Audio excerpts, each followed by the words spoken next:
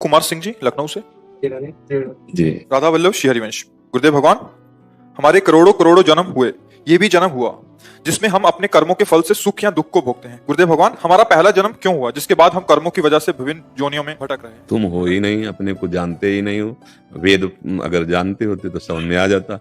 एको हम बहुश्यामः, मैं एक बहुत रूपों में हो जाऊं। वही मैं जो श्री कृष्णचंद्र जी उपदेश करते हैं चतुश्लोकी भागवत में, जब सृष्टि नहीं थी तो मैं था, जब सृष्टि नहीं रहेगी तो मैं रहूंगा, बीच में जो कुछ भास रहा है मैं हूं, मत्ता परतरम नान्यत् किंचिदस्ति धनंजय। भूल आपकी हो गई, आपने भूल कर लिया, अपने आप को भूल गए और देह मानकर भोगों में विचरण कर रहे। इसी बात का तुम्हें दंड मिल रहा है। नहीं, आपने ही तो आप अपने संकल्प से बंधे। स्वप्न में आपको किसी ने बांधा, मारा, किसी ने सुख दिया, दुख दिया? नहीं, आपके मन की कल्पना थी। ये कब पता चला? जब जगे। अभी कहां हो? मोह निद्रा में। थोड़ा ज्ञान में जगो तो अपने आप इस प्रश्न का समाधान मिल जाएगा। स्वप्न में जैसे आप जल में डूब रहे हैं तो बाहर से तैराक या नौका की व्यवस्था आपको बचा नहीं सकती। स्वप्न में यदि जल में डूब रहे हैं तो बाहरी नौकाओं से आपके शरीर को घेर दिया जाए, तैराकों को खड़ा कर दिया जाए तो आप बच नहीं सकते। एक ही उपाय, जगा दिया जाए। समझ रहे? स्वप्न में अगर कोई तुम्हारा गला काट रहा है तो अब चाहे जितनी व्यवस्था कर दी जाए आपको बचाया नहीं जा सकता। एक ही उपाय है, बस जगा दिया जाए। जो सपने सिर काटे कोई, बिन जागे दुख दूर न। बहुत बड़ा दीर्घ स्वप्न आप देख रहे हैं, आपको किसी ने नहीं बांधा। आप कोई मनुष्य नहीं है, आप कोई स्त्री पुरुष नहीं है, आप सच्चिदानंद हैं। आपको किसी सुख की चाह नहीं है, आप में कभी अभाव हुआ ही नहीं, आपका बंधन कभी था नहीं, है नहीं, रहेगा नहीं, पर आप शरीर भाव को स्वीकार कर लिए। कई बार चर्चा की, अगर आप सुना हो, हम श्वा को जहां स्थापित कर देते हैं वहीं बंध जाते हैं। श्वा को, जैसे श्वा, कल ही चर्चा हुई थी, श्वा को जैसे हम स्थापित कर दिया बुद्धि में तो बुद्धिमान, शरीर में तो मैं पुरुष, धन में धनवान, कुल में कुलवान, जात, ये आपका कुछ नहीं है, ये आपका कुछ नहीं है। आपने श्वा को गलत जगह स्थापित कर दिया और इसी के परिणाम से आपका बार बार जन्म मरण हो रहा है, वो भी एक दीर्घ स्वप्न जैसा। ना कोई जन्म है, ना कोई मृत्यु है, आपका हो ही नहीं सकता। आपको कोई दिव्यास्त्र आज तक बना ही नहीं कि छेद सके।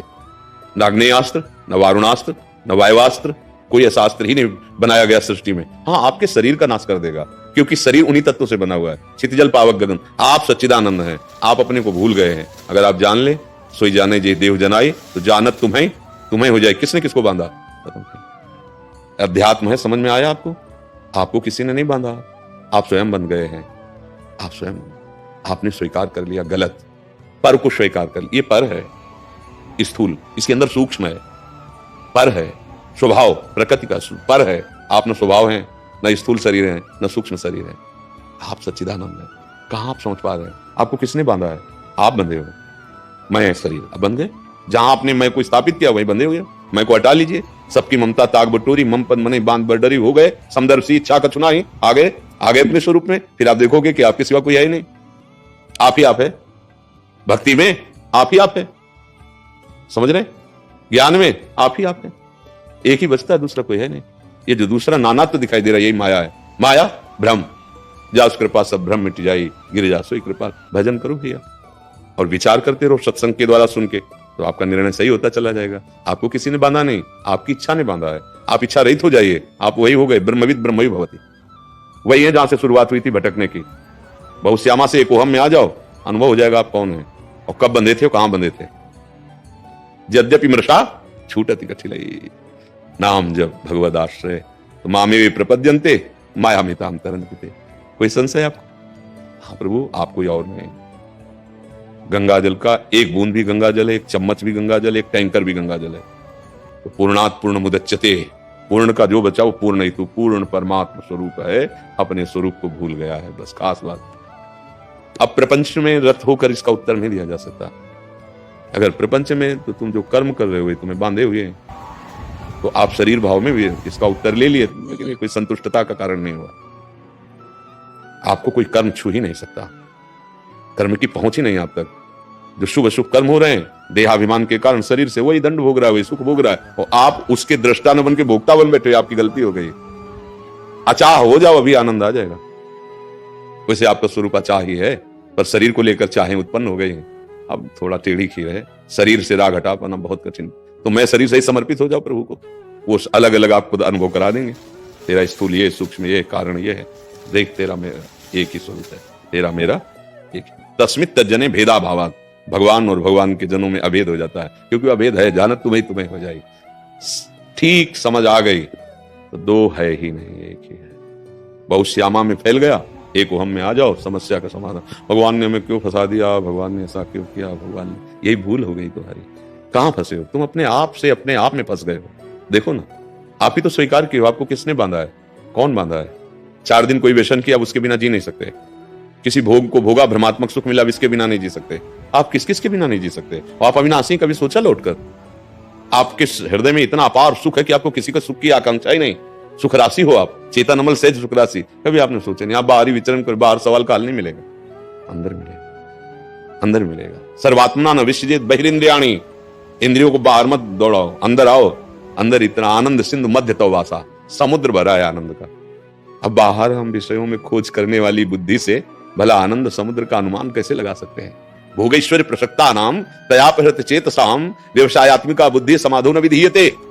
जिसकी भोगों में बुद्धि अपरित हो चुकी है, चित्त अपरित हो चुका है, वो निर्णय ही नहीं कर सकता कि भगवान है, भगवान की प्राप्ति करनी है। देख लो ना, आप आंख खोल के देख लो, बस इतना विजय प्राप्त हो गई, इतने लोग नमस्कार कर रहे हैं, यश, मरोगे तब ये सब ड्रामा यही रह गया। सत्य को तो कुछ प्राप्त नहीं किया, फिर खाली हाथ, तो बचा क्या तुम्हारे पास? जीवन व्यर्थ ही तो गया।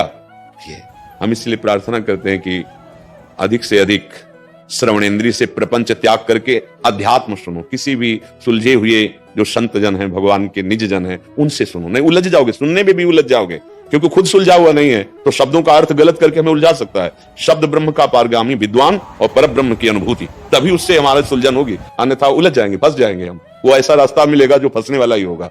श्रवणेंद्रिय से जब हम भगवत वाक्य सुनते हैं तो हमारा स्वरूप जागृत होता है। ए, सो रहे हो क्या? जगो। तो यद्यपि वो सुषुप्ति की चेतना में, पर वो जग जाता है।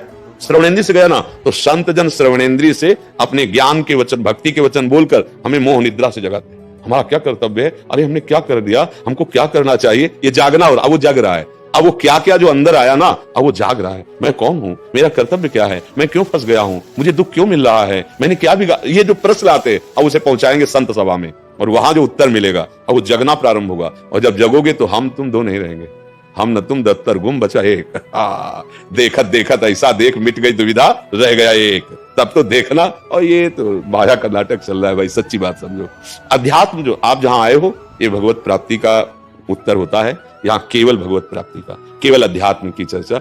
हमारा उद्देश्य शरीर रक्षा नहीं है, हमारा उद्देश्य आपको बचाकर प्रपंच से और उस सच्चिदानंद में, जिसका आपने प्रश्न किया कि बहुत जन्मों से हम बर्बाद होकर घूम रहे हैं, बस उसी बर्बादी को मिटाने के लिए, ये भवरोग मिटाने के लिए सत्संग है। यदि स्वीकार कर ले तो आप अपने ऊपर कृपा करके सुन लो और अपने आचरण में उतार लो। तो नहीं तो अभी गेट के बाहर निकलोगे सब उड़ जाएगा। ये दिव्य है, ये भागवतिक है, पकड़ में नहीं आएगा। यदि हृदय पहले से ये आश्रय लेकर आया कि अब मेरा उद्धार तो संत वाणी से ही होगा, संतों के चरणों से ही होगा, तो बात तुम्हारी खोपड़ी में घुस जाएगी। और बला तो ऐसे जैसे भूत कराता है ना, ऐसे आपसे अच्छे कर्म कराने लगेगी। बुरे कर्म सोचोगे तो जलने लगोगे, भगवान की तरफ बढ़ने के लिए व्याकुलता आने लगेगी। ये सत्संग का प्रभाव है।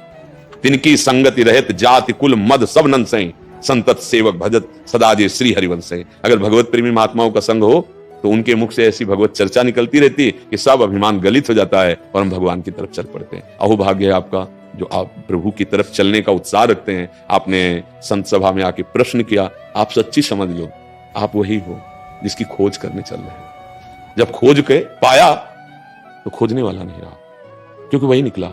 जब मैं था तब हरि नहीं, और अब हरि है एक ही ला। तो पहले जो मैं था वो देहाभिमान था, वो जहां हटा शुद्ध अहम मैं, तो वही मैं जो श्री कृष्ण कह रहे मैं पहले था, मैं बाद में रहूंगा, मैं ही मैं बीच में मत्ता परतरम नान्यत किंचित अस्ति धनंजय, मेरे सिवा किंचित मात कुछ। अब ये समझ में नहीं आएगा। जो राग द्वेषमयी बुद्धि है उसमें समझ में आएगा।